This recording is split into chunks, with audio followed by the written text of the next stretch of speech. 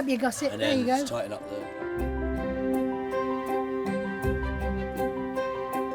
Ooh, that was a tough one. Hello. Fandango going on. This is called the Yellow Brick Road for obvious reasons. And do you know what? It's the only bit that you really know leads to the rehearsal room. I was all prepared to be a little bit nervy about it because I've never worked here before. Yeah. But as soon as you walk on that stage, it's really friendly. It's a really lovely feel. Yeah. Thank God I don't have to wear one of those. Can you imagine what that would look like? Now, here we are. This is me. And then that's where I get ready, obviously. And then in here, this is the most important thing in the world, is the bed. It's a busy show, and you know, you can have something to eat quickly and then just get your head down. It's quite an interesting schedule, this, because it's such a big show. There's so many people with things they've got to do.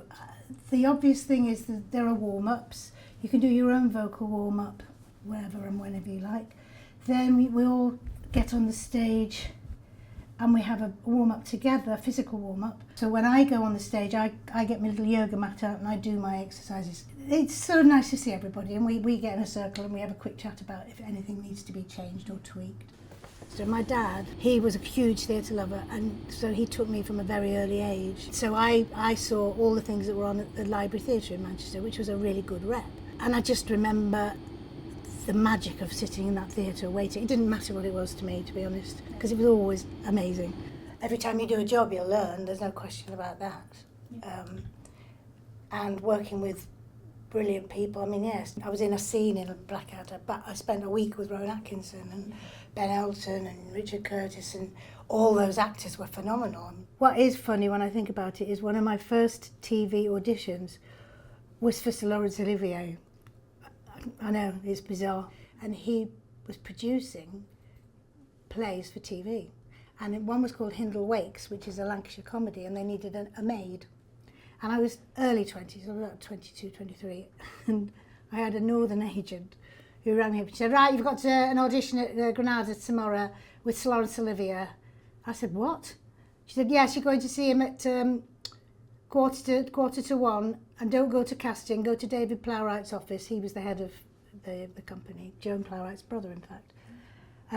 Yes, you won't go to casting. I said, he won't see me. No, he's going to see you. Yes, definitely. So be there, go into the lift to the top floor. So I'm going in thinking, there's no way I'm going to meet him. I'm nothing, you know.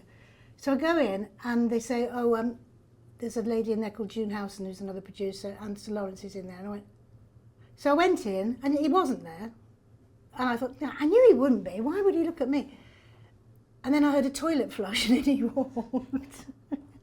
And he looked like, oh, I don't know. I mean, he looked amazing. He had a white shirt, he had red braces, he had checked trousers on, and he had this beautiful white hair, and he was so charismatic.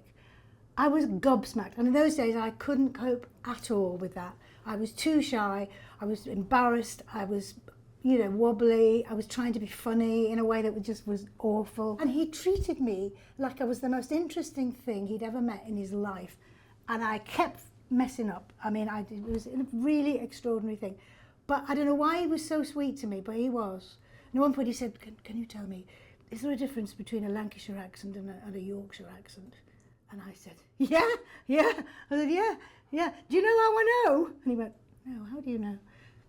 Because I can do Lancashire, I can't do Yorkshire. And you know, that's the level of my interaction with him. At one point he said, could you speak up? I'm a little deaf, I've been flying. And I said, have you got jet lag? No, he said, I've just come from Brighton. He should have pushed me out the door, but he didn't. He was so sweet with me. I didn't get the part, by the way. But it was I met Laurence Olivier, and he was out of this world. He was so charismatic. And now I'm on the Olivier stage, and the bit of what I do, nobody will know this, but I'm pretending to be a really stupid, full of himself actor. And when I speak as myself, I sort of do a really bad Laurence Olivier impression as my homage to him. To be honest, I never have thought like that about this job. You don't know what's coming. And what's great about it is that even now, things come out of the blue, and this came out of the blue.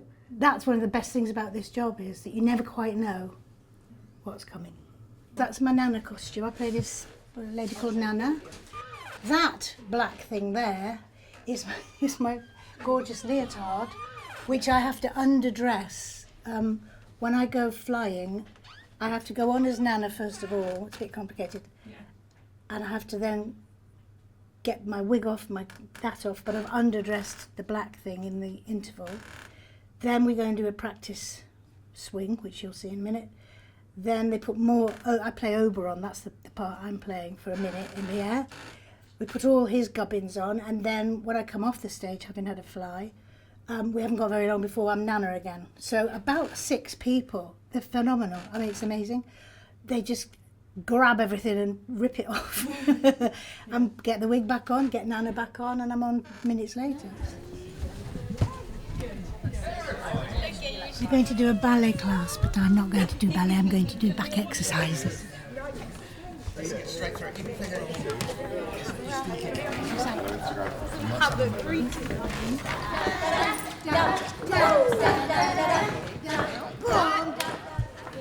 And this is where they've got the harness ready to put on. Because it's flying and because I end up upside down, they have to do a safety check. Because this is Ken.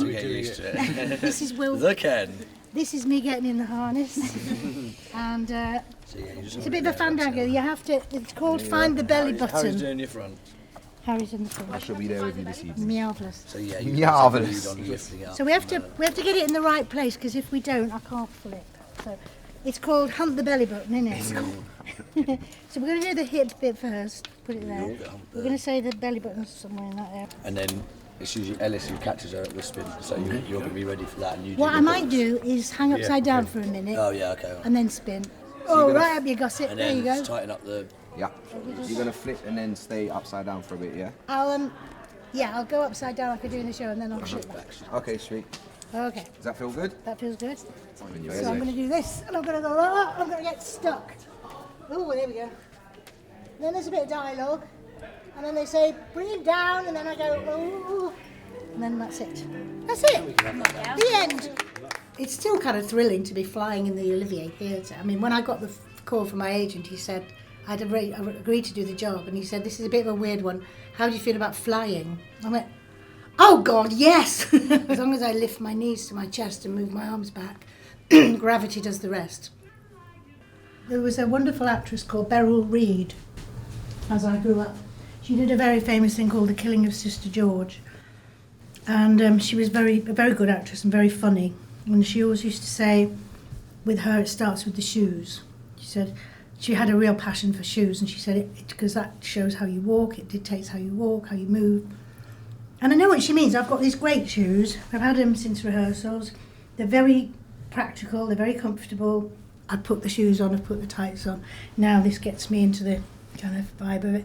I also speak in a Devon accent, so I try and, at least if I'm on my own, I will just go through some lines in the accent, because the dialect coach actually said, don't just go on and do it, having not done it all day.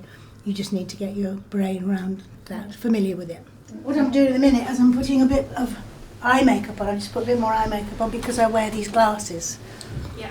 And I think you need to accentuate your eyes to give them a chance to come through that. So that's the only reason I'm putting makeup on. It's a big theatre too, so I'm not trying to look made up. I mean, you'd never do this on telly, obviously, but... It's Ballet Shoes Company. This is your half alcohol. This is your half alcohol. Right. And Elena's going to do something fabulous with my hair. So excited to see. And then Jess is going to poke around with things. Fantastic with it. It's the most gorgeous one. Yeah. And you know what I really like about it? She's not a fancy woman. She's certainly not somebody who goes to the hairdresser. So it looks like she's a woman who gets up in the morning, she has long grey hair, as they often did. She whoops it round in her thing and goes, and that is it. And that's what it looks like. Yep. Nothing fancy, but it looks properly period. Yeah. It looks like a practical hairdo for a working woman. Yeah, because there's a motif. It's sort of like a musical motif, I think, that goes through kind of magical moments, isn't there? Yes. And that wonderful ballet that Zolly does, our proper ballerina. Oh, I mean, when I first saw that in the rehearsal room, it's like the Russian Revolution and all of that. Yeah. When I first saw that, I'd never seen it, but they played the music and Zolly did it. It's in a rehearsal room with none of the bells and whistles. I just burst into tears. It was the most moving thing. I hadn't expected it. You read it on a page and you go, Oh yeah. Oh, well, how are you going to do that then? That's interesting. And then you see it and you go, oh my God, Yeah. that is proper magic. Series. Oh, Hello. Hello. My name's Nana. Olivier Theatre Ballet Shoes Company, this is your pre-show call to our call. Pre-show call to our call. Yeah, 15 minutes please, thank you. So we've had beginners. This is where I go on to make my first entrance. And it's where I leave you.